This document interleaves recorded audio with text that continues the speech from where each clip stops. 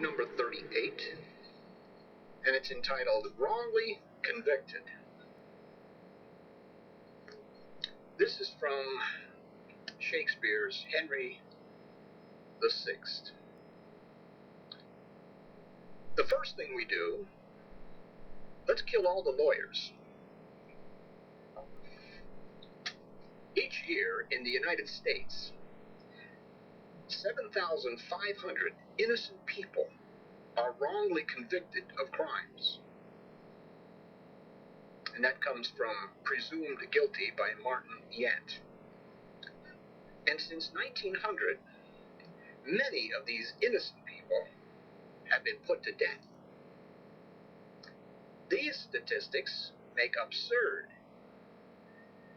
Ronald Reagan's Attorney General Edwin Meese III's statement that criminal suspects wouldn't be under investigation if they weren't guilty of something. How is it that such stupid people as Meese rise to such positions of power? It certainly has nothing to do with merit or with qualifications. Most Americans give to the police a blind loyalty, not realizing that the police make mistakes. Prosecutors also make mistakes. But prosecutors in Florida and Texas are too interested in winning, so that when they make mistakes, they rarely apologize. And without force, they might not even rectify their error. Law enforcement officials exhibit an us versus them mentality, and we all become suspects.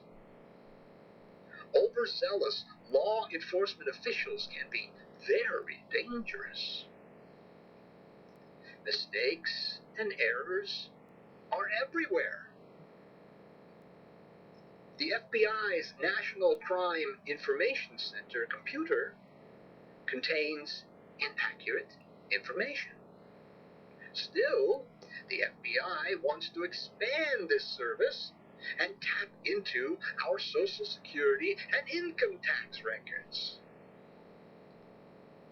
Lie detectors lie. Police crime lab work is shoddy and non-existent. Courts rubber stamp expert testimony. But above all else, too much emphasis is placed on confessions. As the Spanish Inquisition showed, confessions are worthless. Victims of torture, except the early Christian martyrs, will say or do anything to end the pain. Anyone with half his brain not tied behind his back knows that false confessions are the rule. Eyewitness error is responsible for more than half of all wrongful convictions in the United States. In a third or more of such cases, the erroneous witness testimony is perjured. The obscenity-hating state of Florida is a leading state in both wrongful convictions and executions. One reason for this is the conservative element within law enforcement in the state. And we might also add to that the state of Texas. District attorneys and the police are too busy chasing non-existent obscenity convictions rather than focusing their attention on real crimes. States like Florida and Texas do not believe in the words of William Blackstone, quote, "It is better that 10 guilty persons escape than one innocent suffer, unquote. 20% of all rape accusations are false. And throughout 1980 to 1984, 80% of all child sexual abuse accusations were unfounded. Police lie in court. And because prosecutors are protected from civil liability, they indulge in abuses of power. Except in unusual circumstances, grand juries are rubber stamps of the prosecutor, says Raymond Moley. Each year, in the United States, 12 million people are arrested. In many of these cases, prosecutors withhold evidence and condone perjury. Many wrongful convictions are due to bad legal representation. We have too many lawyers in this country, and their fees are too high. It is not surprising that 80% of our nation's executions have taken place in the Death Belt, that is, in southern states. Again, we see the feudal conservative element at work here. The state takes precedent over the individual. In line with this behavior, the unchristian Supreme Court reinstated the death penalty in 1976. This all becomes more shocking when we learn that blacks are much more likely than whites to be erroneously convicted of a potentially capital crime. In the South, the death penalty was a racial weapon used against blacks by the white power structure. Defense attorney George Howard says that those in authority can rig cases, and plea bargaining leads to abuse and wrongful convictions.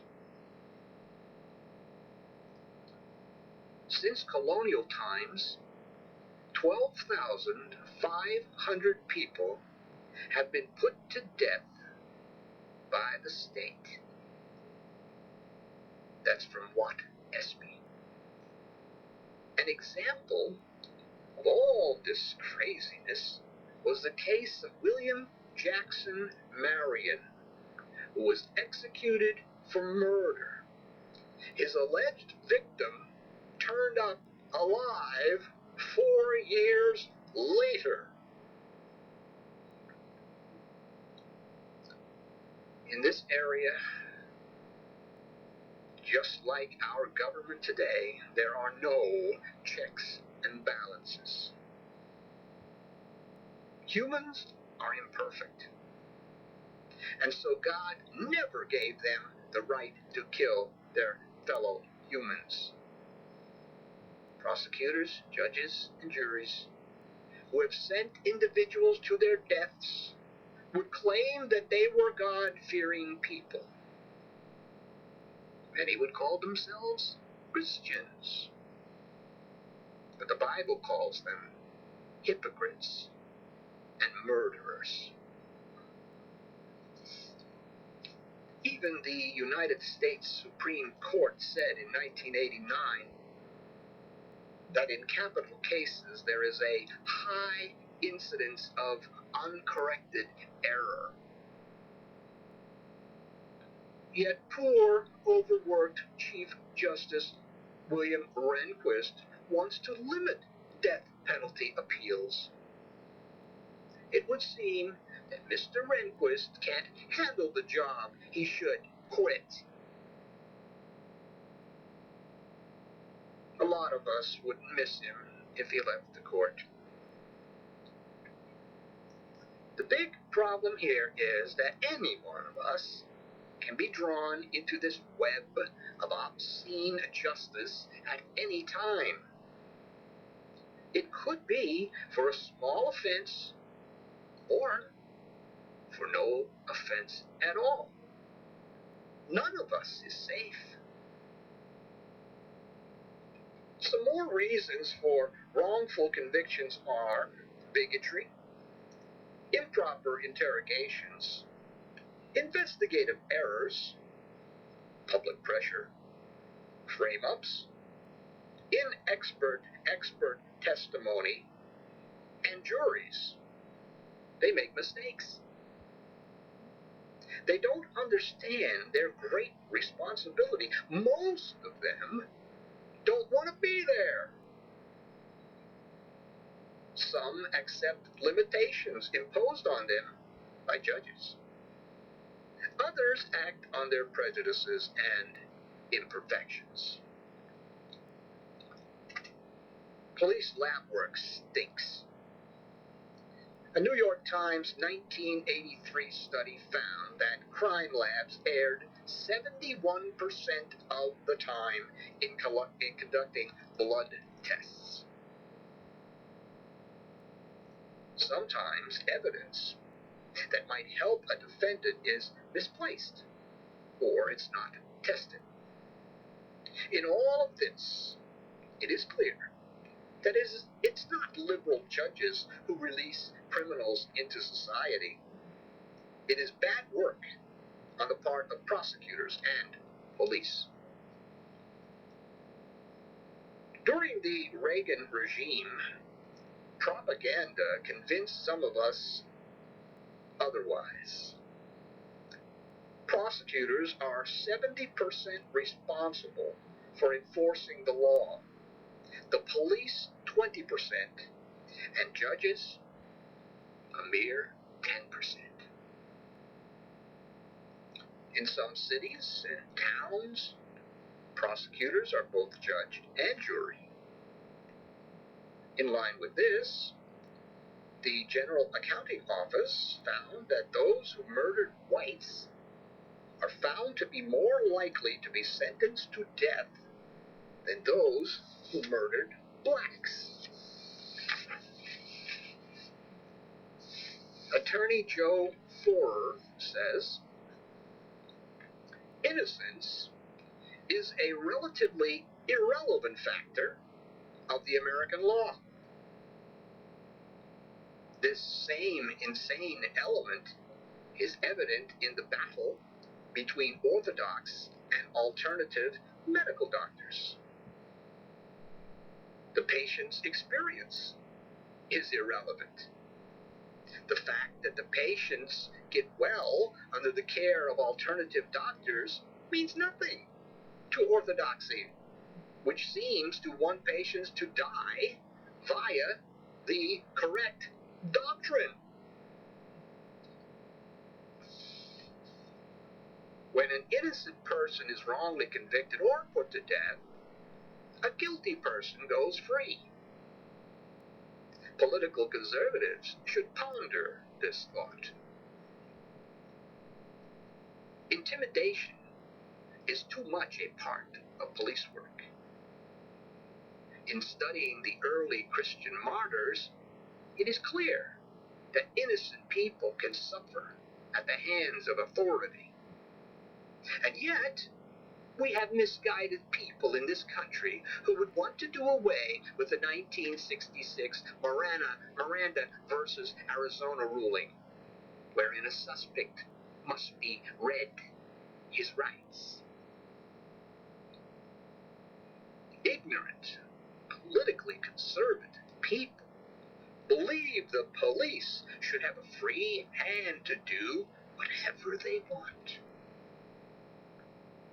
This dangerous conservative element in our society would erode hard-fought liberal protections given us by the Founding Fathers and socially evolved judges and legislators.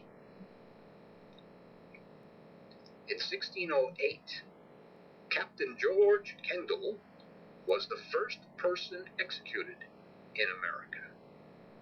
He may have been innocent. Of the 681 people executed in Alabama up to 1984, at least 10 were innocent. Conservatives who favor the death penalty have a dangerous disregard for full-blown human beings, yet they gush like sentimental fools over liquid-breathing embryos. Another innocent man who was executed was folk singer and union organizer Joe Hill. In 1988, the state of Florida wrongly executed Willie Darden. During the past decade, Florida had to release 11 condemned inmates who were proven innocent. The state of Florida's justice system is either riddled through with incompetent people, or the state just doesn't give a damn about fair trials. Florida and Texas do not believe in the Spanish proverb, "He is always right who suspects that he makes mistakes." In all of this, we are dealing with ideology rather than justice. We are dealing with tradition, with religious convictions, with political expediency, as well as cowardice in the face of truth.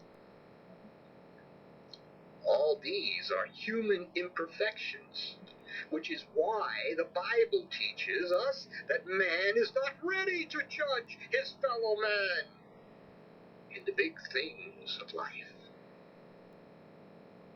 God has granted us judgment only over the small things of life, until we have acquired the character of God. That is how it should be done. But arrogant and prideful men want to make big decisions for others. However, they make mistakes. The sad part is, we end up paying for their mistakes. We must do something about this undying political conservatism which is interwoven into the fabric of Americana. This unnatural placing of the state, society, or group above the individual is feudalism. If one looks to history, one finds it is a philosophy of emotionally ill men and women. In a liberty-loving country like ours, conservatives must never be raised to positions of power, or the individual will suffer. Conservatives are liberty-loving Judas. We are in the midst of a war between liberalism and conservatism. And one can't be considered a good American if he doesn't continuously point up the conservative cancer eating away at this country, this America. Truth and freedom go together. Within a truly free and truthful justice system, no innocent person could be wrongly convicted. And under a really Christian system, no one would be executed by humans. It doesn't take a genius to know where we stand. The end. Hi, this is William Morrow. Are you one of those people who join a health club, and after they have your big, overpriced annual membership, you notice that you're on your own with little or no results even after all the promises? Then the website Personal Trainer is for you. Thank you very much, William H. Morrow III. So you lost another argument with a conservative, right-wing Republican. He talked over you. He screamed and yelled. He brought out the Bible. He thumped it. He quoted scripture to you. You were lost because you came at him with facts. Nothing but facts. And you expected that would make you look good. That would make you win the argument, but it didn't. You know why you lost the argument? You know why you're going to lose your next argument? Because you don't read Censored. Censored, the 30-year-old newsletter that shows you how to defeat a conservative. Read Censored, and you'll have all the ammunition you need. Every time you get into an argument with a right-wing conservative, so-called Christian. Censored. That's all you need. Read it and defeat a conservative. Greetings, listeners. Let me speak to you for a moment about the foundation of our entire organization, Newsletters Censored. It was founded by our mentor, the Reverend Dr. William J. Eisenman, in 1977. It discusses the 5 taboos of American life: politics, religion, health, human sexuality, and child rearing. You won't find anything like this in the mainstream media and the press. It reveals the kind of truth that most people are afraid to hear. Can you handle it? We are living in the end times, so in order to defeat a conservative and save America, you need Newsletters Censored. Go to www.newslettercensored.com, click on the printable order form page, and with your gift to support this work, get your free annual subscription. This is James P. Madonna of Mega Life 21, the hardest hitting internet talk radio station on the planet.